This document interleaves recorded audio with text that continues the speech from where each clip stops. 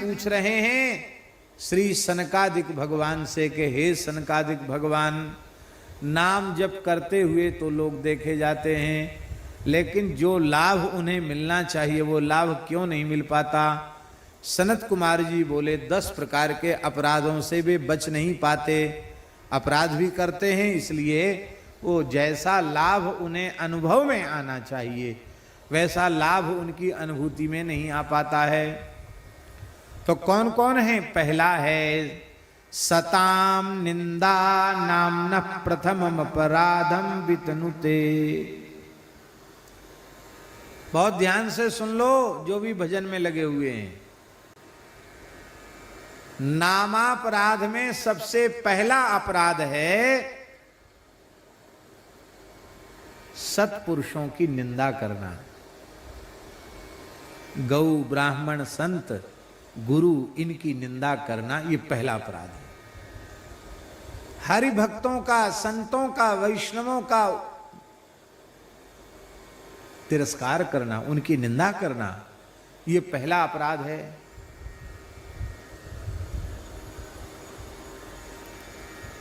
माला तो फेरेंगे और मौका पड़ जाएगा, अरे बोले कोई महात्मा हात्मा कोई नहीं है, सब भिकमंगे हैं, यूं हैं त्यों, जाना क्या क्या बोलने लग जाएंगे। नाम महाराज सोचते हैं अपने मन में कि संतों ने ही तो सारे संसार में हमारी प्रतिष्ठा की है, नहीं तो कौन जानता मेरी महिमा को।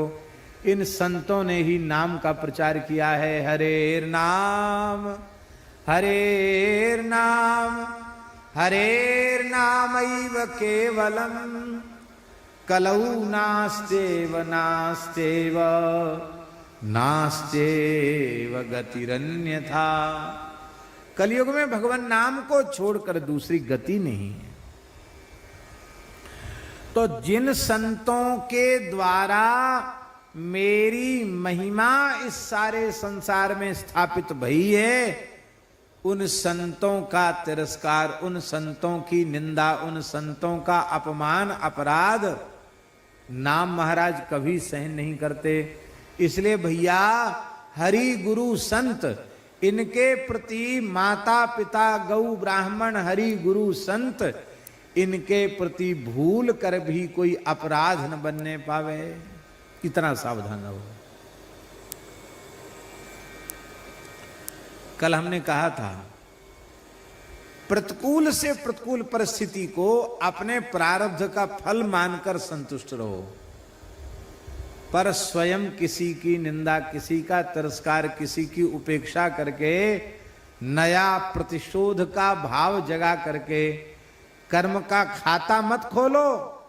न जाने कितने हिसाब किताब चुकाने के लिए तो अब आए हो, और फिर ऐसे हिसाब किताब मन में लेकर रखोगे तो फिर आना पड़ेगा। एक महानुभाव ने, पुरानी बात है, एक महानुभाव ने अत्यंत आवश्यकता थी, उन्होंने हमसे कुछ मांगा, हमारे पास था नहीं, जितना था सब उठा के दे दिया। 25,000 रुपये था हमारे पास, तो 25,000 रुपये हमने उनको दे दिया। अब हम खाक चौक में थे, वो महाराज जी को सब बात जानकारी रहती थी। वो ऐसे विलक्षण महापुरुष थे कि 2 महीना 3 महीना में आश्रम में रहने वाले विद्यार्थी साधु को भंडारा में कितनी दक्षिणा मिल गई ये भी उनको कंठस्थ रहता था महाराज जी को। हाँ, स्वयं तो वो भंडारा कहीं जाते नहीं, सबको उनको पता रहता था। इतने भंडारे खाए, वहां 5 रुपया मिले, वहां 10 रुपया मिले, इतने पैसा होना चाहिए, उनको सब पता रहता था। हम भी कथा करके आते, उस समय तो जो कुछ व्यासपीठ पे आ जाता था लेते ही थे, महाराज जी को अर्पित कर देते। तो हमसे पूछते कहो क्या हुआ, सब उनको समाचार सुनाते। फिर हमारे साथ त्यागी जी रहते, एकांत में उनसे पूछते, 2-4 लोगों से पूछते, पर भगत से पूछते। और हम तो बहुत एकदम निश्चल निष्कपट भाव से जो आया सब कुछ गुरुदेव के चरणों में रख देते। हमसे बड़े प्रसन्न रहते थे, पुराने महापुरुष थे। तो अब स्थान में खर्च भी हम करते थे, फिर कुछ बच जाता तो कहते भाई ये बैंक में डाल दो, जरूरत पे काम आएगा। तो वो 25,000 रुपये उनसे बिना पूछे हमने दे दिया। और वो महानुभाव कह रहे थे हम जल्दी वापस कर दें, महाराज जी की नज़र में तो सब रहता ही था। सन मुझे याद नहीं, लेकिन शायद 97-98 की 98-99 की बात होगी अनुमान।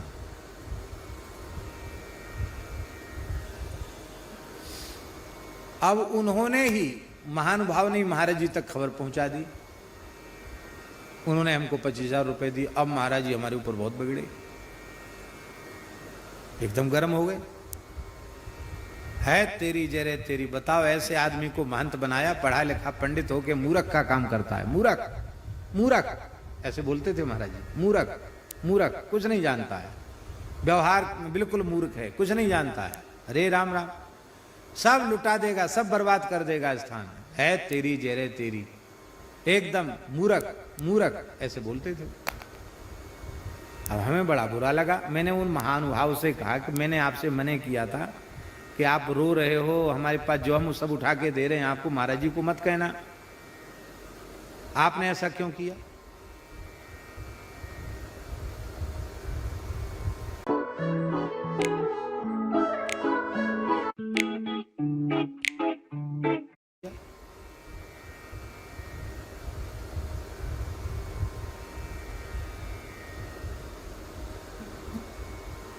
खैर जो भी था, अंत में वे महानुभाव बोले कि देखो ऐसा है, मेरे पास तो है नहीं और देने की सामर्थ्य हमारी थी नहीं, इसलिए मैंने ऐसा कह दिया। अरे ऐसा कह दिया तो हमारा तो अब जीना मुश्किल हो रहा है। महाराज जी बहुत नाराज हो रहे हैं। हमने कहा महाराज जी क्षमा कर दीजिए, अब आपसे बिना पूछे नहीं देंगे, वो तो वापस दे नहीं सकते। तो वे महानुभाव एक दिन आए, हमसे बोले कि हम लाल जी, लड्डू गोपाल जी, बोले हम लाल जी को छू करके कहते हैं कि इस जन्म में नहीं तो किसी न किसी जन्म में हम आपका 25,000 दे ही देंगे।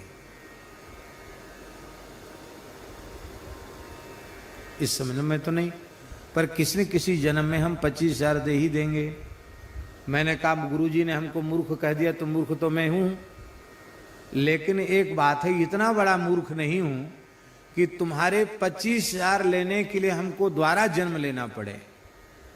इसलिए आप ठाकुर जी को छू के ये बात करें, हम ठाकुर जी को साक्षी करके कह रहे हैं कि हमारा आपका हिसाब किताब खत्म हो गया, बराबर हो गया।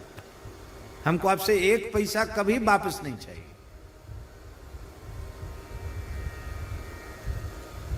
आप कहेंगे कि ये घटना आपने सुनाई, इसका प्रयोजन क्या है? इसका प्रयोजन ये है, ऐसी ऐसी बातें हम अपने मन में रख लेते हैं कि इससे हमको ये लेना, उसको वो देना है, हम 7 पीढ़ी तक पीछा नहीं छोड़ेंगे। तो चुकाओ हिसाब किताब। कितने जन्म बीत गए, बार बार पैदा होते मरते। इसलिए एक तरफा निश्चय कर लो, संसार तो सब नाशवान है ही, विनाशी है ही है, कहां तक इसको बचा कर रखा जाएगा। संसार की बड़ी से बड़ी हानि सही है, हम सहेंगे, किंतु हमारी आध्यात्मिक हानि हो जाए ये हम बिल्कुल सहन नहीं करेंगे। और आध्यात्मिक हानि क्या है? संसार के किसी प्राणी से बैर मत रखो, किसी से विरोध मत रखो, हैं? किसी के साथ प्रतिशोध की भावना मत रखो, बदला लेने की भावना मत रखो। बस इतने से ही